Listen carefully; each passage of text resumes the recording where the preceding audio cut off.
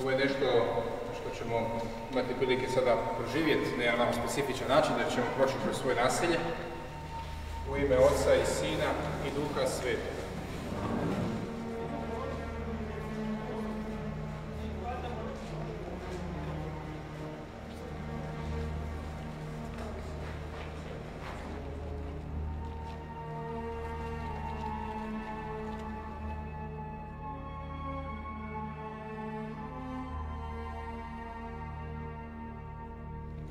Slava Otcu i Sinu i Duhu Svetom.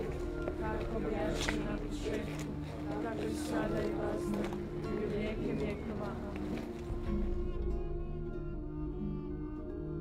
Sudite, bit ćete suđeni. Gospodine Isuse, kajemo se. I jednostavnost.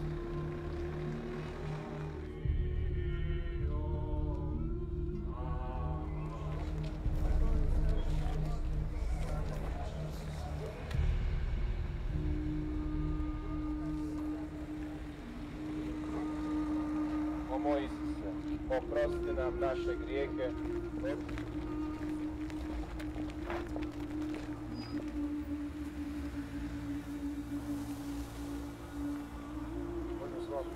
Daruj mi čisto srce i duh postojan obnovi u meni. Za vjerom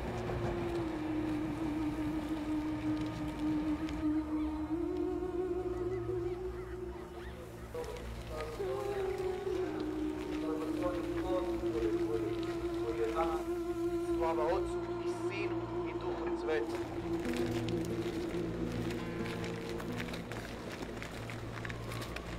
Klanjamo ti se, Kriste, i blagoslivljamo te.